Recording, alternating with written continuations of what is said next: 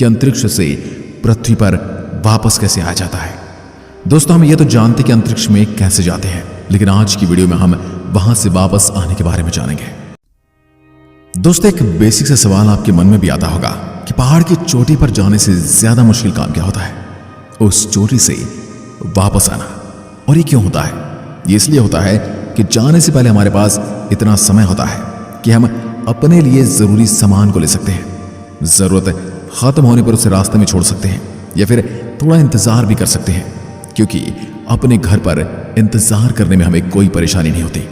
जब हम चोटी पर होते हैं तो हमारे रिसोर्सेज हर मिनट कम होते जाते हैं और हमारे पास रुकने का समय भी नहीं होता और बाहरी सहायता भी कहीं से नहीं मिल सकती। सब कुछ उतना ही होता है या फिर उससे भी कम होता है जितना हम अपने घर से लेकर आए थे। ये तो बात हुई एक पहाड़ की चोटी तक आने और अंतरिक्ष से पृथ्वी पर वापस कैसे आ जाता है। दोस्तों, हम ये तो जानते कि अंतरिक्ष में कैसे जाते हैं, लेकिन आज की वीडियो में हम वहां से वापस आने के बारे में जानेंगे, क्योंकि अंतरिक्ष में जाने से लेकर और वापस आने में ही असली खेल दिखाई देता है। अंतरिक्ष की यात्रा करने के लिए हमें रॉकेट की मदद लेनी पड़ती है, क्योंकि उसके बिना कोई भी अंतरिक्ष में नहीं जा सकता है। इसके अलावा स्पेसक्राफ्ट से भी अंतरिक्ष में जाया जा सकता है। अब इसका मतलब ये बिल्कुल भी नहीं है कि ये दोनों एक ही हैं, क्योंकि दोनों अलग अलग होते हैं। क्योंकि स्पेस में एस्ट्रोनॉट स्पेसक्राफ्ट में बैठकर ट्रैवल करते हैं, जबकि रॉकेट को आप एक टैक्सी से कंपेयर कर सकते हैं, वही स्पेसक्राफ्ट को एक सवारी से। अंतरिक्ष में स्पेसक्राफ्ट का ही मेन काम होता है। इसी में ही एस्ट्रोनॉट और एक्सपेरिमेंट के लिए जरूरी इक्विपमेंट रखे होते हैं।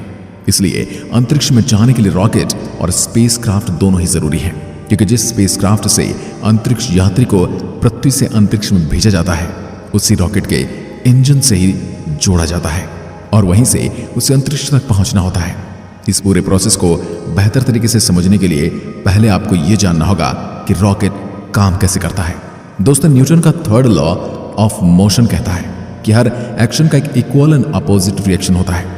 जैसे हम जब बॉल को जमीन पर उछालते हैं तो बॉल जिस स्पीड से हमें नीचे मारते हैं, उतनी ही स्पीड से वो वापस ऊपर की ओर उछलती है। और एक रॉकेट भी थर्ड लॉ ऑफ मोशन के सिद्धांत पर काम करता है। ढेर सारे फ्यूल के कंबशन से पैदा हुआ थ्रस्ट का इस्तेमाल करके ही रॉकेट जमीन से उठता है। यहाँ आप एक बात तो समझ लीजिए कि अगर आपको लगता है कि वो लंबा सा गोलाकार यान रॉकेट होता है, तो आपको पता होना चाहिए कि रॉकेट केवल एक तरह के इंजन होते हैं, जिसका काम अंतरिक्ष तक अपने पेलोड को पहुंचाना होता है। पेलोड में कुछ भी हो सकता है। एक सैटेलाइट, साइंटिफिक इक्विपमेंट, अंतरिक्ष यात्री से लेकर स्पेस प्रोब भी हवाई जहाज की तरह ही एक रॉकेट को काम करने के लिए ईंधन की जरूरत होती है। जब ईंधन जलता है तो उसमें से गर्म गैसेस निकलती हैं। अपनी बनावट की वजह से वह रॉकेट इंजन इन सभी गैसों को नीचे की तरफ छोड़ने लगता है, जिससे एक क्रस्ट या फिर धक्का पैदा होता है और रॉकेट हवा में उठने लगता है। दोस्तों, एक रॉकेट और एरोप्लेन के इंजन में बहुत बड़ा फर्क यह है कि एरोप्लेन को अपने ईंधन को जलाने के लिए हवा में मौजूद ऑक्सीजन की जरूरत होती है, वहीं रॉकेट धरती के वायुमंडल के साथ साथ अंतरिक्ष और बेहद कम दबाव वाली जगह में भी उड़ सकता है, क्योंकि इसका इंजन ईंधन को जलाने के लिए जरूरी ऑक्सीडाइजेस्ट अपने साथ लेकर उड़ता है। इसके इंजन को बाहर से ऑक्सीजन लेने की जरूरत नहीं होती, इसलिए ये कभी भी और कहीं भी कितनी भी ऊंचाई तक उड़ सकता है। एक रॉकेट इंजन में दो तरह के ईंधन का प्रयोग किया जाता है, लिक्विड ईंधन या फिर सॉलिड ईंधन। लेकिन खास तौर पर एक स्पेस शटल में लिक्विड फ्यूल का ही प्रयोग किया जाता है। मेन रॉकेट इंजन के अलावा इसमें बूस्टर रॉकेट भी लगे होते हैं, जो इसे पृथ्वी की कक्षा से बाहर निकालने में जरूरी और एक्स्ट्रा पुश देते हैं, क्योंकि बूस्टर रॉकेट का इस्तेमाल पृथ्वी की कक्षा के अंदर ही होता है। इसमें सॉलिड प्रोपेलेंट का ही प्रयोग किया जाता है। फ्यूल खत्म होने के बाद ये मेन रॉकेट इंजन से अपने आप अलग हो जाते हैं और बाकी का रॉकेट अपने आगे की ओर निकल जाता है। अब आपको ये तो पता चल ही गया होगा कि रॉकेट क्या होता है, कैसे काम करता है।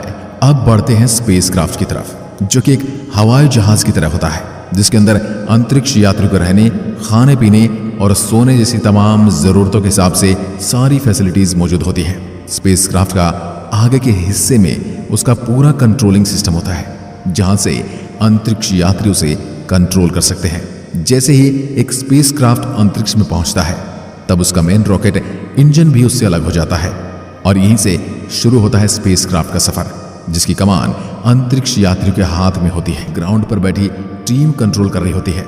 अंतरिक्ष यात्री इस स्पेसक्राफ्ट को ठीक उसी तरह से चला सकते हैं जैसे कोई पायलट एरोप्लेन को उड़ाता है। इसके अंदर एडवांस टेक्नोलॉजी वाले सेंसर और मशीनें भी लगी होती हैं, जिनकी बदौलत ही अंतरिक्ष यात्री स्पेस में रिसर्च और एक्सपेरिमेंट परफॉर्म कर पाते हैं।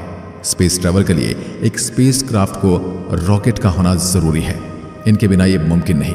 लेकिन रॉकेट को लॉन्च करने के लिए जिस तीसरे मेगा इक्विपमेंट की जरूरत पड़ती है वो है लॉन्च पैड। लॉन्च पैड वो प्लेटफॉर्म होता है जिसकी मदद से रॉकेट को आकाश की तरफ एक सीधी रेखा में प्रोजेक्ट किया जाता है।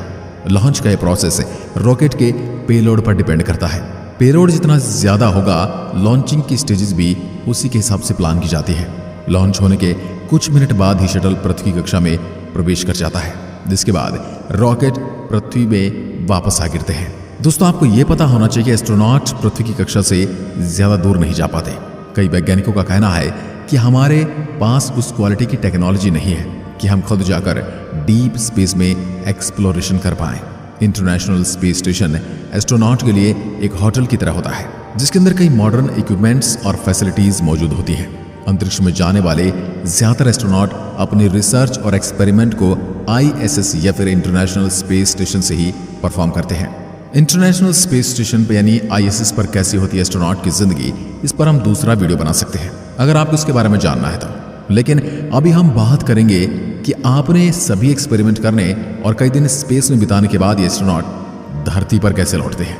अगर आपको लग रहा है कि जिस तरह से स्पेस में गए थे उसी तरह रॉकेट के जरिए वे वापस भी आ जाएंगे, जबकि अंतरिक्ष में पहुंचने के बाद रॉकेट उससे अलग हो जाता है, अब उसका जवाब है स्पेसक्राफ्ट, जो कि 17,500 मील प्रति घंटा की रफ्तार से पृथ्वी की तरफ ट्रैवल कर रहे होते हैं। स्पेसक्राफ्ट पृथ्वी की कक्षा पर चारों ओर चक्कर लगाते हुए धीरे धीरे पृथ्वी के वातावरण में प्रवेश करता है। पृथ्वी के वायुमंडल में प्रवेश करते हुए स्पेसक्राफ्ट को तेज और गर्म हवाओं का सामना करना पड़ता है, और यह हवाएं इतनी खतरनाक होती हैं कि इनके तेज घर्षण के कारण स्पेसक्राफ्ट जलकर राख भी हो सकते हैं। इस कंडीशन से बचने के लिए स्पेसक्राफ्ट की ऊपरी सतह पर एक खास तरह की हीट रेजिस्टेंट चादर लगाई जाती है। अगर किसी वजह से ये चादर न हो या टूट जाए तो फिर स्पेसक्राफ्ट का पृथ्वी पर वापस आना मुश्किल हो जाता है। इसके बाद जैसे जैसे स्पेसक्राफ्ट पृथ्वी की सतह के नजदीक आता जाता है, वो जमीन के पैरेलल